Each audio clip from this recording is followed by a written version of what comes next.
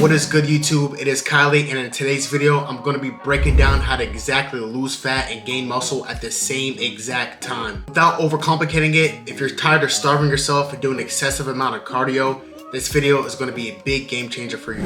Make sure to like and subscribe and drop a comment down below if you're ready to level up your body. Now you may be asking, can I actually do both? The quick answer is yes. You can actually lose fat while building muscle at the same time. And what that is actually called is a body recomposition. And it works especially if you're new to the gym, or you took a break from the gym and you're not coming back, or if you just actually locked in your diet. You have to do one or the other. You just simply have to do it right. Now, the key to a body recomposition starts in the kitchen. First things first, you have to be eating in a calorie deficit. Do not starve yourself. You just have to eat enough to lose fat. The second thing is you have to be getting your protein. I recommend 1 gram of protein per body weight. So if you're 200 pounds, you at least have to be hitting 200 grams of protein a day.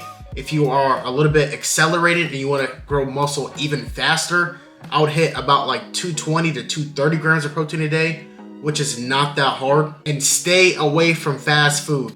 It is not that hard to go to the grocery store and spend the extra bit of money on getting food that is actually going to be good for you, like whole foods. You do not want to be going to McDonald's trying to lose weight. It is not going to happen like that. You are not going to feel good. It's going to create brain fog, and you want to be eating foods that's actually going to build muscle and recover your body. Now, one tip I am going to give you guys is track your meals for at least 1 week. You will be surprised how far people are off whenever they think they know how much calories they're eating, when in reality, most likely they're overeating, or some people are undereating when they're trying to gain muscle or lose fat. So track your calories for at least 1 week consistently, and then that will give you a right basis for you to work off of. And that will give you a base knowledge of how much protein, carbs, and fat you are eating. Now, do not rely on cardio to lose fat. You need to be lifting weights. When you strength train, that is telling your body, hey, like, we need to get stronger. We need to keep this muscle. Now, I know you guys might think you need to train 5, 6 times, maybe 7 times a week. That is not the case. You need to be training at least 3 times minimum. And if you simply like working out, you can train 5 times a week, but you need to have at least 1 to 2 rest days. I know some people that have 1 day where they train, 1 day where they rest, 1 day where they train, 1 day where they rest. You just have to figure out what actually works for you, but just make sure you are lifting at least 3 times a week. And I know we all hate to do it, but you need to be tracking your lifts, because if you're just using the same weight week after week, month after month, you're actually not telling your body to grow. And that's why progressive overload is so important. You want to be aiming to lift heavier or do more reps week after week. Now for cardio, you do need to be doing cardio if you're trying to lose fat, but do not let it overtake your workouts. Now I want you to think of cardio as your fat loss tool, not the main strategy. And yes, cardio is good, but if you're doing excessive amounts of cardio, you will actually be losing muscle because you are burning too many calories. When you are doing cardio, you do not want to do cardio too much. It is going to do more bad than good. You might think you need to do it every day, but I promise you, if you're not a pro bodybuilder that is on steroids and stuff like that, you do not need to be doing cardio every day. I would recommend 3 times a week, starting out maybe Monday, Wednesday, and then Friday. And then if you feel like it is too easy, if you feel like you're on a plateau, then you can probably up the cardio, maybe up the sessions a little bit. I do not recommend going on runs whenever you are trying to lose fat and gain muscle at the same time.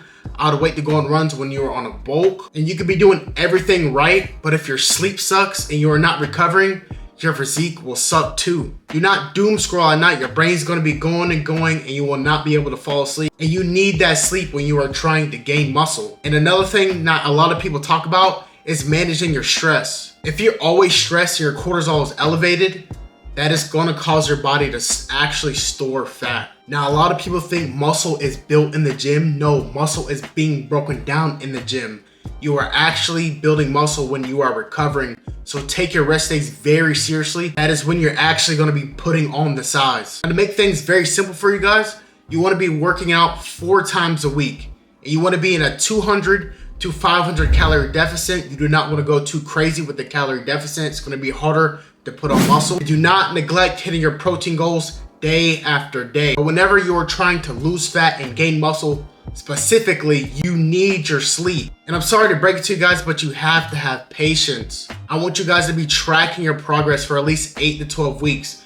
Of course, you're gonna see newbie gains. If you're new to lifting or you stopped lifting and now you're back in the gym, you are going to see newbie gains. Even if your diet wasn't good and your diet is good now, you are going to see gains fast, but it will slow down.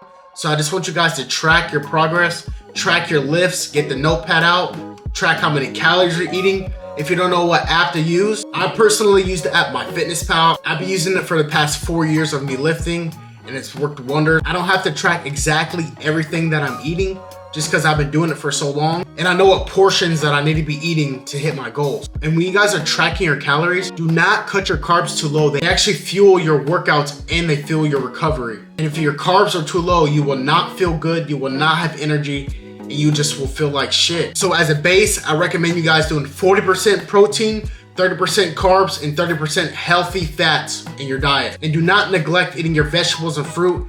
They are very micronutrient. It is very essential to be eating vegetables and fruit whenever you're trying to lose weight or even trying to be healthy in general.